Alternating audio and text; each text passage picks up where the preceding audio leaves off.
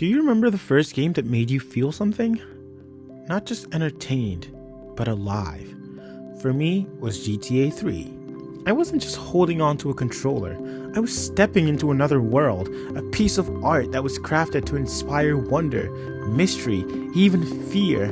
Games weren't ever perfect, but they were human. They have fingerprints all over them. But look at the industry now, something changed. Games stopped being primarily art and became products.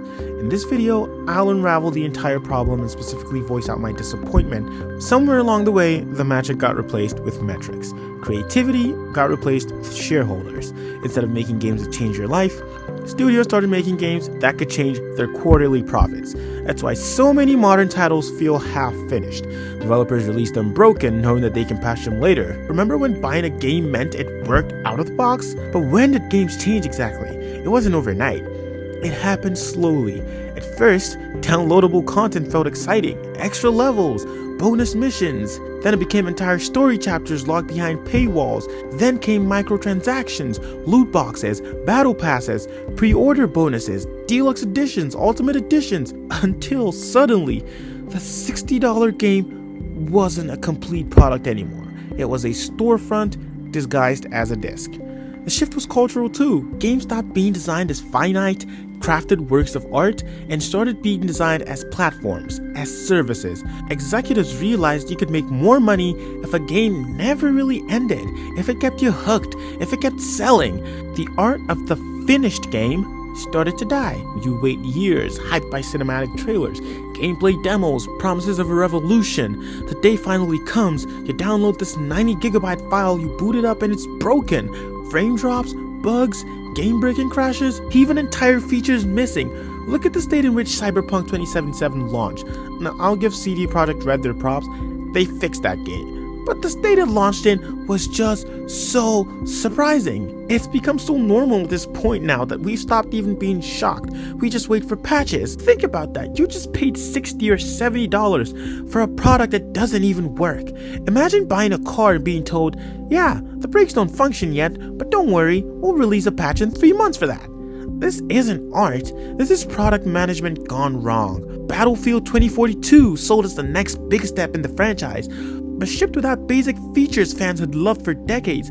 These weren't rare mistakes, they were symptoms of an industry that prioritizes deadlines and shareholder expectations over craft. And I don't even necessarily blame the game developers.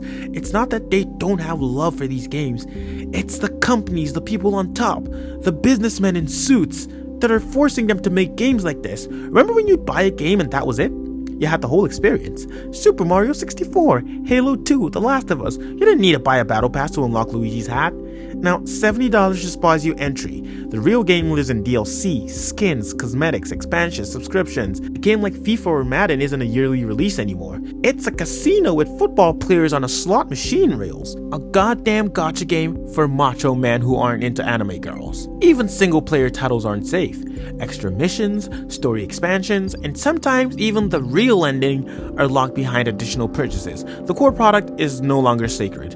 One of the most beautiful things about old games was just the fact that they ended. You could beat them, reflect on them, and carry them with you. They lived in your memory. Now, live service models dominate. Games are built not to end, but to stretch. They don't want to give you closure. They want you endlessly logging in, endlessly grinding, endlessly spending. Look at Destiny 2, a game that's been launching new seasons for nearly a decade. Like, some of these aren't even games in the traditional sense.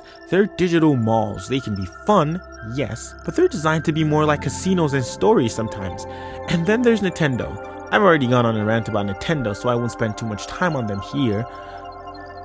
But this is a company that once gave us timeless masterpieces like Mario 64, Majora's Mask, Metroid Prime. Now they're selling ports of decade-old titles at full price. But maybe in all of this, the biggest tragedy with modern day gaming today is how much of the same everything feels. So many AAA games look identical, especially with goddamn Unreal Engine 5. Realism, the same bland lighting effects and color palette, open worlds littered with meaningless icons, third-person action mechanics, tower climbing, map clearing, fetch quests. The Ubisoft formula spread everywhere. Compare that to the PS2 era. You could play Okami, a hand-painted watercolor adventure, Katamari Damacy, a surrealist ball-rolling fever dream, Shadow of the Colossus, a minimalist poem disguised as a boss rush. These weren't just games, they were visions, risks, experiments. Now, most studios are scared to even take risks because risks don't guarantee returns, and when billions are at stake, safe wins.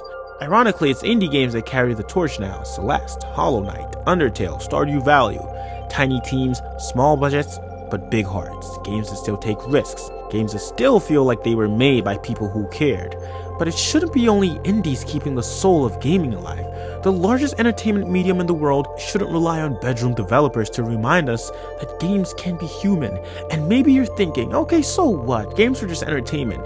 But they're not just entertainment. I mean, sure, to some people they are, but to a lot of us, they're culture.